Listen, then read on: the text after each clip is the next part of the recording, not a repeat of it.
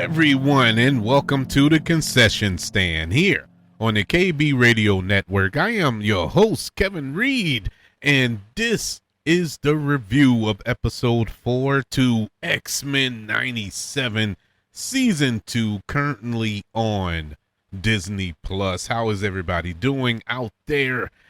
I hope everyone enjoyed their holiday weekend and now is all back to work and stress and heat and everything else that comes with the real world.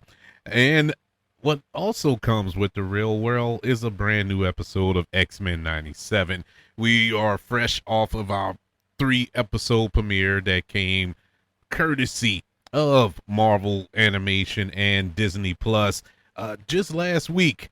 And immediately off the bat, I noted in my review to those 3 episodes that I enjoyed the first 3 episodes, but I can clearly see a difference in tone and storytelling from season 1 to season 2. We all know what took place, behind the scenes. If you don't know, look it up. But they switched showrunners. But the former showrunner from last season, Bo DeMeo, wrote these 2 episodes, at least episode 3 and 4. I don't know about going forward, but he was a part of, I know for certain, this particular story, and that is Rise of Apocalypse Part 1 and Part 2, which we received in episode 4. And these 2 episodes, I felt Bo DeMeo's presence. Now, on the outside looking in, I don't know the guy.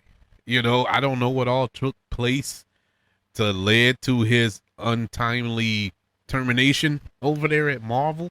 But one thing you can say, one thing you can bet your money on, he knew X-Men. He knew how to write this show. He knew how to put this show together, mixing up the nostalgia of the 90s and updating it at the same time to give you that 2026 feel. And these 2 episodes, I definitely felt it, especially in the writing. Man, there were some bars dropped in this episode by Apocalypse and by Magneto that really just had my jaw drop. I was like, man, that was deep. It's, you don't expect that from an animated series, but hey, we're getting it. This was by far, so far, I know it's only 4 episodes, my favorite episode of this current season. And I know we got, 5 more episodes to go, maybe 6. I think it's 10 episodes this season. I could be wrong. No, it's 9. 9 episodes total this season. So episode 4, man, I got a lot to unpack here. It's a lot to unpack last season 1, at least they waited to episode 5, at the midway point to give you a jaw-dropping, emotional, heart being pulled out of your chest type episode with the death of Gambit. Now, they went a little early here. They went a little early here with episode 4 and gave you that same, well, maybe not the same, but at least to me it felt the same. This will contain spoilers. If you haven't seen episode 4 of X-Men season 2, this is your warning. We're going to discuss it as if we sat down and watched it together and we're just standing around the cooler talking about what we just witnessed. So if you haven't watched it and you don't want to be spoiled, pause this episode, save this episode, go watch it, and then come back and listen to me rattle on about it. So that was your warning. This episode, we got a major death as well.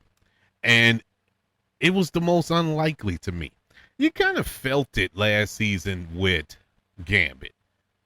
At least I did. Yeah, Gambit is one of those characters, fan favorite, very popular, but not super essential to the X-Men in the grand scheme of it all.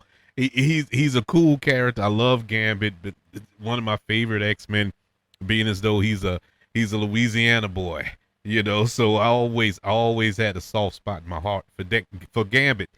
But this episode, we got the death of Magneto, at least allegedly. Allegedly. We're talking comic books here. It's death smiths. Deaths mean nothing when it comes to comic book characters or in movies or on the comic book pages or in animated series. It doesn't matter, but the impact, because we got a setup for Gambit's return in this episode. So that a death is not final when it comes to this, but this was just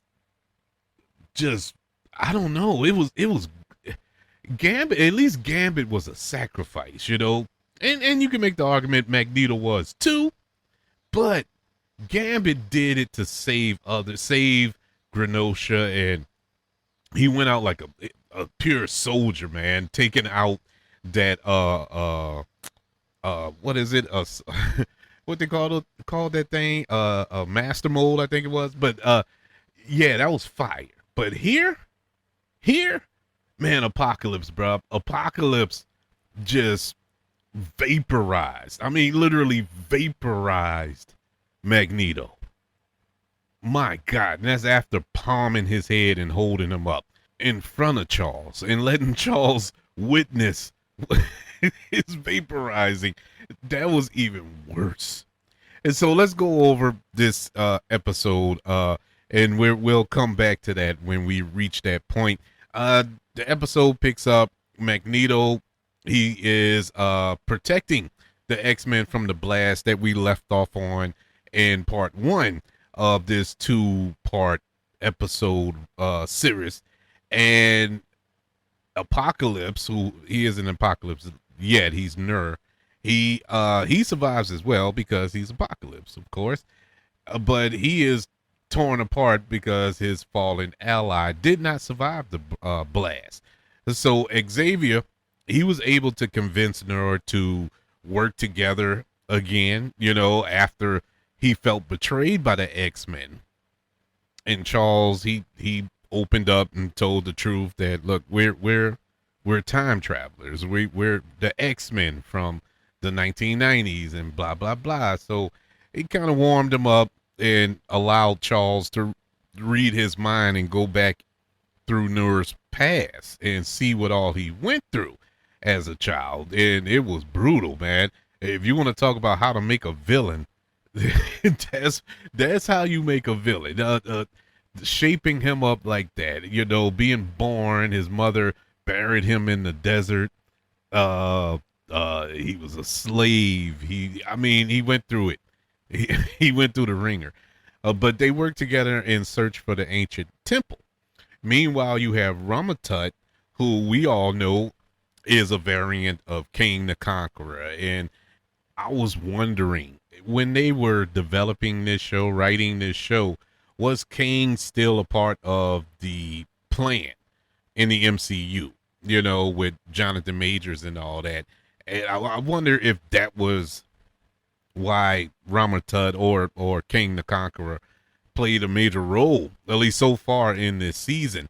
If not, cool. It don't matter either way, but I just find it funny that he was he was a part of this show, and we're supposed to be, if things would have went perfectly to plan, we would have got Avengers the Kang Dynasty right about now. Actually, we would have got it a year ago if everything would have went according to plan, and then went into Secret Wars and all that other stuff. But of course, they pivot after Jonathan Majors went through his drama, and they decided to go with the Doctor Doom route, which, well, that's a whole nother show. Anyways, and so Rama-Tut, he warns Xavier telepathically about the ramifications of working with Nur. If he finds that temple before he finds that temple, because there are some secrets in that temple that Nur doesn't need to see. But of course, Charles, being the ultimate Optimus, ignores him. And so, nevertheless, the group they reached the temple, and it revealed a house of fallen celestial and the ship, and this would later be Apocalypse weapon. And so the inscriptions in this temple, it reveals that Noor's future is actually Apocalypse, that he will rise to the top, that he will be eternal, he will be unstoppable. He will be the ultimate mutant at the end of the day. And so the X-Men now have to fight him. Now, I jumped a little ahead. We get to this point. They just wanted to leave. Most of the X-Men wanted to bounce, including Charles. Everybody wanted to leave because Bishop, he had his time script. Look, it's time to go. But Magneto, at this point, he was convinced he can change it. He can change this man. We can convince him. Me and you, Charles, we can change him that he won't go in that direction. Let's take him down the road of Damascus and get him changed. That we won't have to deal with this problem in the future. Good in theory, but everybody is telling you leave it alone. Don't do this. Even Rama-Tut is telling, don't do this. You're making a huge mistake. And so Magneto convinces them reluctantly to go along with the plan. So that's how we get to this point. Now they have to fight Noor, but they fail to stop him. And ultimately he becomes one with the technology and becomes Apocalypse. And so Magneto, he takes the blame. He takes his L. He takes it like a man. I got to give it to Magneto. He was like, look, this is on me, bro. My bad. This is my fault. And he sends everyone back. And this was a pretty emotional scene too, because this goes back to what I was saying about the sacrifice portion of it all. He was willing to stay behind and try to stop Apocalypse by himself and keeping the X-Men and especially Charles safe and sending them back to the future. So everybody begins to get sucked into that vortex, but unfortunately Apocalypse shows up and he stops it before Xavier can leave through this portal, and now it's just Magneto, Charles, and Apocalypse stuck in ancient Egypt, and they have to try to take down this beast and in his infancy stage. This is a wild animal at this point in terms of Apocalypse power and strength, because he's naive. He's just coming into his power, realizing that there's more to him than what Charles was telling him. Oh, I can be more powerful than what you're telling me. And Charles trying to be the negotiator and trying to tell him, like, look, we were trying to prevent you from becoming a monster. You're not a god. You would never be a god. You're just a monster, and we're trying to prevent you from doing that. But it's tunnel vision now. That's it. He can't see. He being Apocalypse can't see the forest for the trees. He sees the power that he possesses and the prophecy that is already laid out for him. There is no talking me down. So it's full steam ahead at this point. And so Apocalypse decides to destroy Rama-Tut City with this new technology, and he's heading in that direction. Rama-Tut, of course, he sees him coming. He knows what was lying ahead, and he exits stage left. He leaves. He escapes to the future. Apocalypse, he launches this black hole deal over the city, and it begins to just suck up everything, suck up the city, suck up the people. It didn't matter. But Magneto, he manages to repel a apocalypse and stop the destruction of the city. But he's gravely injured while doing this because it took a lot of power to contain this black hole. And Apocalypse, taunts Xavier. He lands on him in this scene here, bro.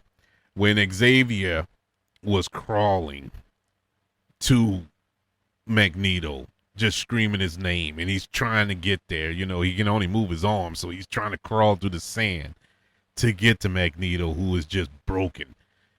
And all of a sudden, the way this was shot, man, I know it's a cartoon, but I'm still going to say it was shot. Magneto is laying in this crater he created when he landed on this sand dune. You got Charles trying to crawl up the sand dune and just peeking over the dune. You have Apocalypse coming, and you can hear him stomping, and they're in sand. You know, and as he's eclipsing the sun, and like the shadow of his presence is just covering up Magneto, and it's starting to cover up Charles, and Charles is looking up in just pure terror. And he just verbally beats up Charles, and he picks up Magneto by the helmet, by the head, with one hand, palms it like a basketball, and he just vaporized him. And at that moment, he tells, well, before he vaporized him, he tells Charles, like, go ahead, tell him, lie to him like you lied to me. Lie to him and tell him it's gonna be all right. And man, Charles, he telepathically tells Magneto he's sorry. You know, I can't help. And Magneto screams out to him like, I'm sorry, you know, and then Apocalypse, you know, morphs his hand into a blaster, and you see like an X-ray of the skeleton of Magneto before the initial blast, and it just poof right in front of Charles' face. And Apocalypse just tosses Magneto's helmet down at him. And I'm like, really? Really? And not Magneto, I'm sorry. Apocalypse dropped one of the greatest bars in the history of this show. Because at this point, Xavier, he starts berating Apocalypse, telling him like, yeah, your mother was right to bury you. You know, she saw the evil in you. You should have died. She should have killed you, and blah blah blah. 'Cause, I mean, he's hurt. His oldest friend, his only friend, basically his brother. You just killed him in front of him, you know. And I'm like, oh my God, they're gonna kill Charles too, you know, because how Charles is gonna get back? What's about to happen? And Apocalypse is walking towards him, and Charles is telling him like, in the future, you are not a god. You're a monster. You're a monster, and the tears are rolling down his face. He's telling him. And Apocalypse, unfazed by every word coming out of Charles' mouth, he tells him, I am a god, because a god doesn't worry about stepping on the ants beneath him. And he just steps over Charles and walks away. Bar. That's a mic drop, bruh. That was fire.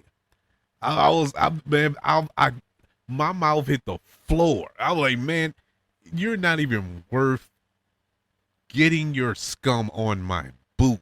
I'm gone. You're no threat to me. And walked off. An amazing episode. Well, Bishop, he returns to retrieve Charles and Magneto. Unfortunately, only one remained, and brought him back to the future as the episode ends. But we get a mid-credit scene. Yeah, in typical Marvel fashion, we got a mid-credit scene. I hope everybody didn't click off before and missed it. But we see Wolverine or Logan, whichever one you want to call him. He's on this rooftop, and suddenly we get a cameo from Captain America.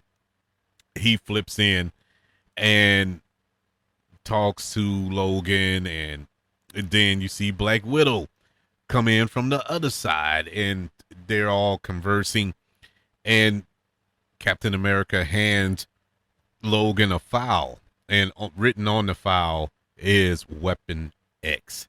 And he warns him that, I don't know what you're planning on doing with this, or going to stop them or whatever. And Logan gives a little nod, like, "Don't worry about it. I got a gang with me. I don't need any help. I got my help." And so that pretty much sets up Logan is going back to find out how he can get his adamantium skeleton back. And we saw it all in the promotional material that he will get it back before the end of this season. So this was the seed planted for that. I guess next episode, that's where we're heading to see if Logan can get back that skeleton instead of using those bone claws that he's been using since Magneto ripped it out of his body.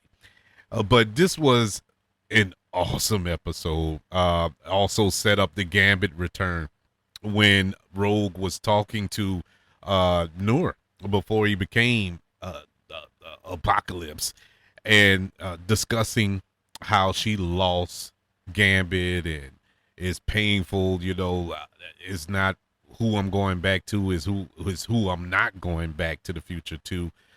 Somebody special, and we know that's Gambit. And if you think back to the end of season 1, when we saw Apocalypse standing in the ruins of Genosha, he picks up one of Gambit's cards, which kind of foreshadows that he's going to resurrect Gambit to be one of his horsemen. So that seed was planted as well. I had a lot of fun with this episode. This episode literally had everything, the laughs, the action, the tension, the shock and awe. I'm deeply, deeply satisfied. My only concern going forward is the other episodes going to be able to live up to this, this level, match this energy that we got in episode 4. Did they blow their load a little too early? Should they have waited to the end of the season? Well, they couldn't have waited to the end of the season because they had to get back to the 90s eventually. So I think 4 episodes were that was proper. That was a decent amount of time, just the right amount of time to be lost in time. And now we are moving forward in our rightful, quote unquote, present in 1997. So we'll see what happens next with Apocalypse. We know Apocalypse from the future is heading to the 90s as well to strike at the X-Men at their most vulnerable. So there's a lot going on, and there's the King the Conqueror factor as well. What part will he play going forward? A lot to digest, a lot of avenues to travel down, and man, I'm here for it. Enjoying season 2 so far. Still not to the level of season 1, in my opinion, even though, to be fair, season 1, it had the nostalgia factor going. I was just excited to see it back, excited to see a continuation of a show that I grew up and loved as a youngster. So that gave it a little extra oomph as far as my excitement level is concerned. Once we get to this season, I'm more settled in. And so it plays a part, but I'm loving this. I'm loving this. Even with the kind of slight shift in tone, I still enjoy season 2 of X-Men 97 so much. But I would like to know, what are your thoughts on the season so far? What do you think is the fate of Magneto? When will he return? Will he return? Uh, what about Gambit? When do you expect to see him return? If he returns, if he becomes one of Apocalypse Horsemen, and Wolverine's mission to regain the animanium skeleton that he once possessed. What are your thoughts on the season so far and going forward? Subscribe to the kbradionetwork.com website. You can get updated on new episodes whenever they drop. Also, don't forget about YouTube. Subscribe to the channel as well, the KB Radio Network channel, and like this video as well. Don't forget about the 5 stars, the reviews, and sharing this show if you're listening on Apple Podcasts, Spotify, iHeartRadio, wherever podcasts are available. Everybody, thank you for joining me for this review of X-Men 97 Season 2, Episode 4, entitled Rise of Apocalypse Part 2. I'll be back next week when we dive into Episode 5 next Wednesday on Disney Plus. Until then, I want you all to know that I love you, continue to love everyone, and until we speak again, you all be blessed.